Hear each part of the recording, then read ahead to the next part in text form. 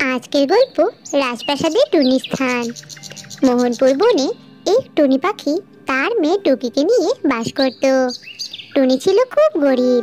রোজ সকালে মেয়েকে ঘরে রেখে টুনি বনে খাবার খুঁজতে বেরোতো।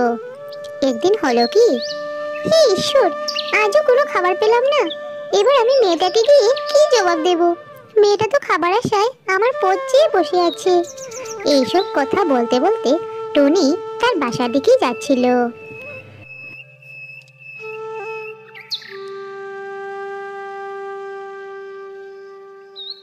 মা, মা, তুমি এসেছো?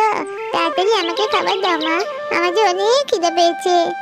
মারে, আমার ক্ষমা করে দে মা, আজকেও যে আমি কোনো খাবার পাইনি। তুই একটু অপেক্ষা কর, আমি আবার যাচ্ছি, দেখি কিছু পাই কিনা।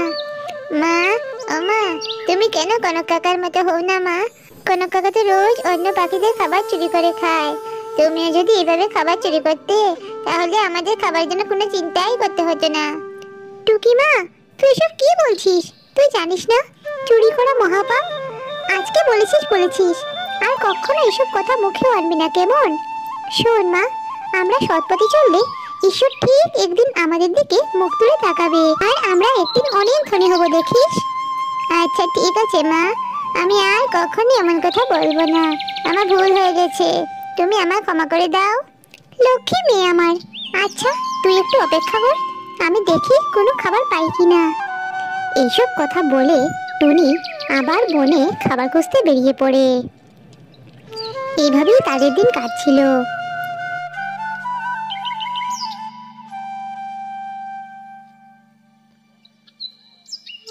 একদিন টুনি যথারীতি সকালবেলা বনে খাবার খুঁজতে বেরোয়।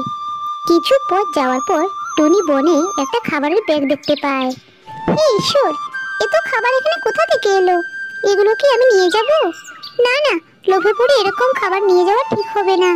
হতে পারে কোনো অসহায় পাখি খাবারগুলো রেখে গেছে। আমি বরং আশেপাশে খুঁজে দেখি কাউকে পাই কিনা। এইসব বলে ব্যাগটা নিয়ে টুনি এদিকে ওদিকে খুঁজতে থাকে। এমন সময় সেখানে কনক কাক চলে আসে। কনক দাদা, ও কনক দাদা, এই খাবার ভর্তি ব্যাগটা আমি এর সামনে রাখা পেয়েছি, ব্যাগটা কি তোমার? কনক এত খাবার দেখে মনে মনে বলতে থাকে, বাবা, এত খাবার, কিন্তু ব্যাগটা তো আমার নয়। না, এই বোকাটুরি থেকে ব্যাগটা আমার নিতেই হবে, নইলে ওই টুনি খাবারগুলো নিয়ে চলে যাবে। কি ব্যাপার দাদা, তুমি কি ভাবছো? বলো তো ব্যাগটা কার? কার মানে? ওইটা আমার ব্যাগ। আমি ওই গাছের নিচে ব্যাগটা রেখে নদীতে পানি খেতে গেছিলাম। দে দে ব্যাগটা, দে জলদি। দাদা, মিথ্যে বলে ব্যাগটা নিও না, হতে পারে কোনো অসহায় পাখি খাবারগুলো রেখে গেছে। এই টুনি, বেশি কথা বলিস না তো, আমার এমনি দেরি হয়ে যাচ্ছে। তোর সঙ্গে এত কথা বলার সময় নেই আমার, আমি এবার চললাম। এইসব কথা বলে কনক খাবারের ব্যাগটা নিয়ে সেখান থেকে চলে যায়। কিছুক্ষণ পর সেখানে একটি অসহায় মুরগি চলে আসে। টনি বোন, ও টনি বোন, আমি কিছুক্ষণ আগে এখানে খাবারের ব্যাগটা রেখে গেছিলাম, তুমি কি ব্যাগটা রেখেছো? কি বলছো মুরগি বোন, এটা তোমার ব্যাগ ছিল? তার মানে কনক দাদা আমাকে মিথ্যে বলেছে? মিথ্যেবাদী কনক, ঈশ্বর কখনো ওর ভালো করবে না। তুমি আমায় ক্ষমা করে দাও মুরগি বোন, আমার অনেক বড় ভুল হয়ে গেছে। এইসব কথা বলে টুনি মুরগিকে সব কথা খুলে বলে। টুনি বোন, তুমি অনেক সৎ, তোমার এখানে কোনো দোষ নেই, দোষ তো ওই অসৎ কনকের। ও মিথ্যে বলে তোমার কাছ থেকে আমার খাবার ছিনিয়ে নিয়ে গেছে, সৃষ্টিকর্তা ও শাস্তি দিবে। আচ্ছা, আমি আসি তো এবার টুনি বোন, আমার যে আবার খাবার খুঁজতে হবে। এইসব বলে মুরগি সেখান থেকে চলে যায়। এদিকে টুনি একা একা বলতে থাকে, এই বনে সবাই অসৎ, কাউকে ঠিক মতো বিশ্বাস করা যায় না। যাই, আমি এবার খাবার খুঁজতে যাই। এইসব বলে টুনি খাবার খুঁজতে চলে যায়।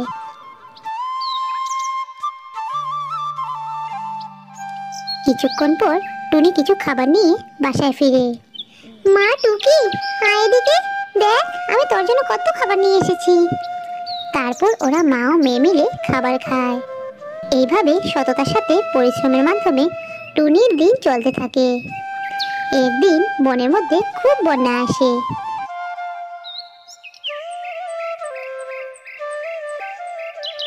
আর বন্যার কারণে টুনি সহ অন্যান্য পাখিদের বাড়িঘরও ভেঙে যায়।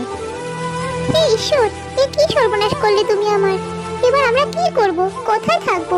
আমার কাছে তো কোনো টাকাও নেই যে নতুন করে আবার ঘর বানাবো। এত সৎপথে চলার পরেও কেন তুমি আমাকে এত বড় শাস্তি দিচ্ছ? কোন পাপের পরীক্ষা নিচ্ছ তুমি ঈশ্বর? মা, ও মা, আর কেঁদো না মা। চলো এবার আমরা পাশের বনে গিয়ে আশ্রয় নেই। দেখো পাশের বনে কোনো না কোনো একটা আশ্রয় পেয়েই যাব। ঈশ্বর আমাদের সাথেই আছে মা। ঠিক বলেছিস রে মা, চল আমরা বরং পাশের বনে গিয়ে আশ্রয় খুঁজি। এরপর ওরা মা ও মেয়ে পাশের বনের দিকে রওনা দেয়।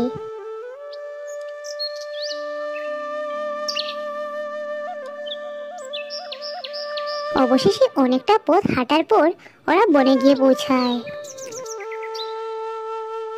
এইভাবেই রাত হয়ে যায়।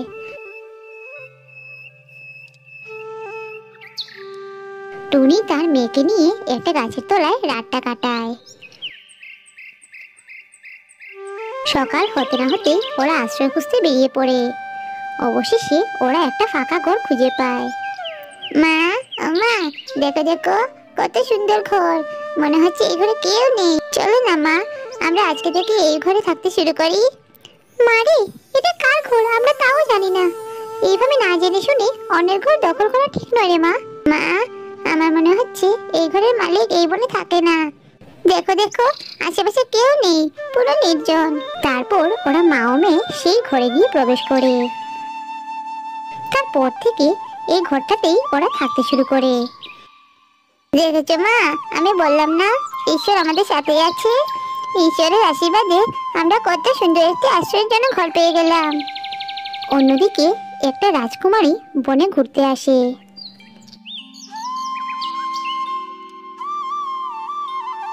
আরে বাহ, আমাদের বনটা তো দেখছি অনেক সুন্দর। কত সুন্দর সুন্দর ফুল। কি যে আনন্দ লাগছে আমার এখানে এসে। উফ বাবা, বনের সৌন্দর্য দেখতে দেখতে আমার তো পানি পিপাসাই পেয়ে গেল। যাই নদী থেকে একটু পানি খেয়ে আসি।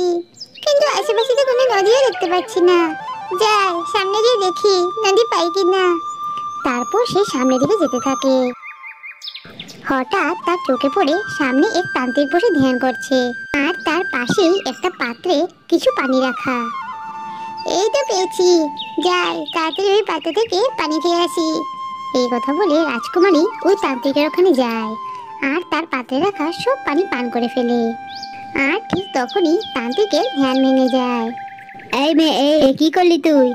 আমি এই পাত্রে পানি দিয়ে অনেক গুরুত্বপূর্ণ কাজ করতে যাচ্ছিলাম, আর তুই কি না আমার পানি সব খেয়ে ফেললি? আমার গুরুত্বপূর্ণ কাজে বাধা দিলি। বেয়াদব মেয়ে কোথাকার, এই শাস্তি তোকে পেতেই হবে। আমাকে ক্ষমা করে দাও সাধু বাবা, অনেক পানি পিপাসা পেয়েছিল তো তাই খেয়ে ফেলেছি। আমি আর কখনো এমন কাজ করবো না সাধু বাবা, আমাকে ছেড়ে দাও।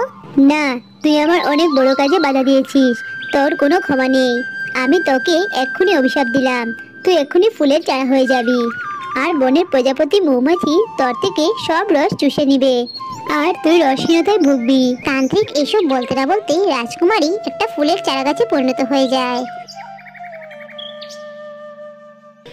এইভাবে কেটে যায় 2-4 দিন।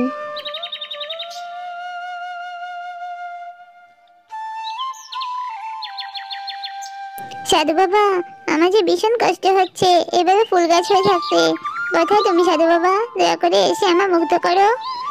এদিকে টুকি টুনিকে বলছিল, মা, ও মা, আমাকে আজ তোমার সাথে বনে খাবার খুঁজতে নিয়ে চলো না মা। আমার যে রোজ রোজ একা করে থাকতে আর ভালো লাগছে না। ঠিক আছে রে মা, চল। তারপর ওরা মা মেয়ে বনে খাবার খুঁজতে যায়।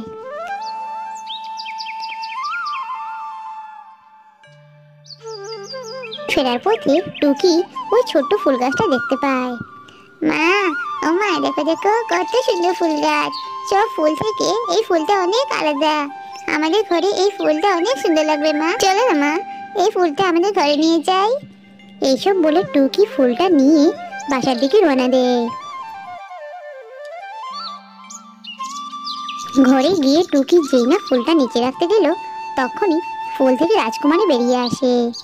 আর তাকে দেখে টুনি ও টুকি দুজনেই খুব ভয় পেয়ে যায়। এ কি কাণ্ড!